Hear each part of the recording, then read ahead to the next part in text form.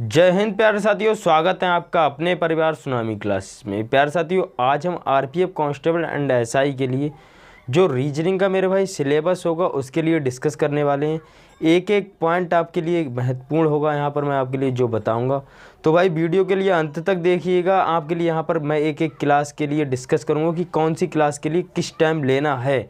तो भाई जुड़े रहिएगा, बने रहिएगा। चलते हैं सिलेबस की ओर। सिलेबस क्या है, बिल्कुल फ्री ऑफ कॉस्ट यहाँ पर आपके लिए क्लासेस मिलने वाली। तो भाई निश्चित समय के लिए देखते जाइएगा कि समय है भाई साहब कम या ज़्यादा, इसका ना मुझे पता है ना है आपको पता। तो भाई पढ़ना है तो पढ़ना है, इसलिए रीजनिंग के सिलेबस के लिए हम कवर करेंगे इस वीडियो में। उसके बाद हम सिलेबस के अकॉर्डिंग आपके लिए स्ट्रेटजी बता देंगे कि आपको किस टाइम से क्लासेस लेनी है या किस दिन से क्लासेस मिलना शुरू हो जाएंगी। तो चलते हैं भाई सिलेबस की ओर। सबसे पहले मैं बात करूं मेरे भाई कि सबसे पहला चैप्टर है रीजनिंग का श्रृंखला। श्रृंखला के बाद चैप्टर आता है हमारा सादृश्यता। सादृश्यता के बाद हमारा आता है भाई वर्गीकरण। वर्गीकरण के भाई मेरे बाद आ जाता है coding to coding. Coding to coding के बाद कथन निष्कर्ष। कथन निष्कर्ष के बाद न्याय संगतता और रक्त संबंध, फिर है पासा, फिर है बैठक व्यवस्था, और फिर है क्रम व्यवस्था, और फिर है पहली परीक्षण। यहाँ पर पहली परीक्षण होगा भाई मेरी, पहली परीक्षण। और फिर है असमानता। असमानता के लिए आप जानते हो कि इक्वलिटी कहते हैं, जो कि हम देखते होंगे भाई। 13वें चैप्टर की बात करूं तो आंकड़े अपर्याप्त, मतलब कि कोई आपके लिए भाई स्टेटमेंट दिया रहता है तो उसके नीचे दिया रहता है कोई दो कंजप्शन, तो भाई उनमें आपके लिए ढूंढना होता है कि आंकड़े कैसे हैं। ठीक है। फिर मैं 14वें चैप्टर की बात करूँ तो भाई बेन आरेख। बेन आरेख आपको अच्छे से पता होगा, तो सब लोग जानते होंगे। उसके बाद मैं बात करूँ आकृति श्रृंखला। आकृति पूरा करना, आकृतियों का निर्माण, आकृतियों की गणना। तो भाई इन मैं 4 चैप्टर की बात करूं तो भाई मेरे एक चैप्टर के ही हिस्से हैं, एक चैप्टर के ही हिस्से हैं, बट यहाँ पर अलग अलग दिया है। तो भाई हम अलग अलग पढ़ने वाले हैं बहुत ही अच्छे तरीके से। आप जानते होंगे कि मैंने अभी प्रीवियस ईयर में आरपीएफ कांस्टेबल एसआई की जो आरडब्ल्यूए की बुक थी तो उसको सॉल्व कराया है। अब मैं खुद का अपना बैच लॉन्च कर रहा हूँ भाई, फ्री ऑफ कॉस्ट यूट्यूब पे ही रहेगा। तो भाई अब देखते हैं भाई प्रतिबिंब। प्रतिबिंब आपके लिए देखते होंगे कि जल प्रतिबिंब होता है, एक दर्पण प्रतिबिंब होता है। जल प्रतिबिंब मतलब कि शीशे वाला, और जल प्रतिबिंब होता है भाई पानी वाला, और दर्पण प्रतिबिंब क्या होता है भाई शीशे वाला। समझ गए। फिर बात करूं मैं कागज़ मोड़ना। आपने एक चीज़ देखा होगा, paper cutting and paper folding.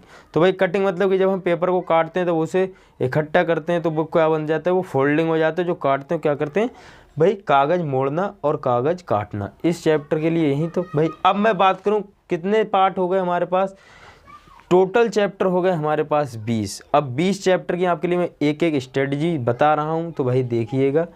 Strategy की बात करूं तो भाई श्रृंखला के लिए हम 3 से 4 क्लास में कवर करेंगे।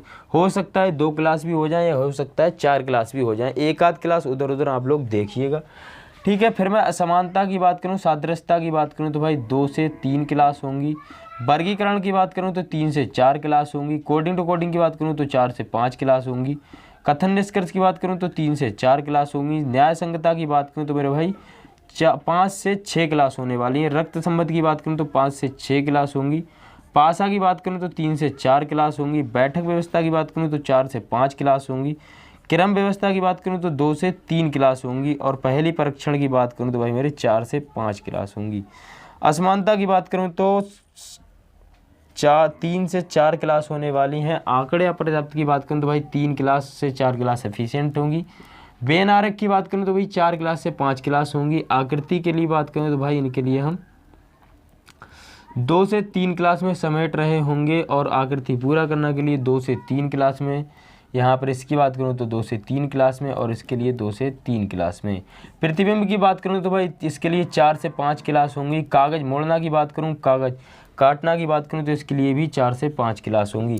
आप लोग देख रहे होंगे कि एवरेज हमारी बात करूँ तो कितने के आसपास हो जाएंगी। 4 और 3 7, 7 4 11, 11 और 5 16, 16 और 4 20, 20 और 6 26, 26 और 6 32, 32 और 5 37, 37 3 40, 40 और 5 45, 45 और 4 49, 49 4 43, 53 53 और 5 58, 58 और 3 61, 61 और 3 64, 64 और 3 की बात करूँ 67, 67 और 3 कितने हो गए 70, 70 और 5 75, 75 और 5 80। तो भाई टोटल हमारे पास डेज कितने हो गए मेरे भाई, 80 क्लासेस हो गई रीजनिंग की। तो 80 क्लासेस के लिए हम बहुत ही अच्छे तरीके से भाई रीजनिंग के लिए हम ख़त्म करेंगे। तो भाई आप लोग जुड़ जाना, चैनल पे नए हो तो भाई सब्सक्राइब कर लेना। अगर आपको रियल में आरपीएफ कांस्टेबल या फिर एसआई के लिए सिलेबस कहीं से पढ़ना है, पेड कोर्स मत लो, भरोसा रखो, मैं आपके लिए फ्री यहाँ पर कराऊँगा। कोई दिक्कत है आपके लिए भाई क्यूरी के लिए मैं कोई ना कोई एक प्लेटफॉर्म बनाने जा रहा हूँ नया, जहाँ पर कि टेलीग्राम हो या फिर व्हाट्सअप ग्रुप हो, तो वहाँ पर आपके लिए मैं सबके लिए जोड़ दूँगा। आप आराम से जुड़ जाना, जल्दी यहाँ पर होगा आपके लिए। तो क्लासेस की अब मैं बात कर लेता हूँ कि कितने तारीख से शुरू हो रही मेरे भाई। 25 अप्रैल से शुरू होने वाली हैं ये क्लासेस, 25 अप्रैल से शुरू होने वाली हैं। मैथ के लिए मैंने आपके लिए बता दिया पिछली वीडियो में, आज सुबह ही वीडियो पढ़ा था, मैथ के लिए बता दिया। अब मैं रीजनिंग के लिए बता दिया। जीएस के लिए भाई कल या परसों की बात करूं तो बता दूंगा। फिलहाल जीएस की क्लासेस आरपीएफ हो या फिर कांस्टेबल हो या अन्य कोई एग्ज़ाम हो जिसमें कि जीएस आता हो, तो भाई उसके लिए मैं क्लासेस ऑलरेडी चला रहा हूँ। ट्रिक के माध्यम से हिस्ट्री और पॉलिटी की क्लासेस हो रही हैं।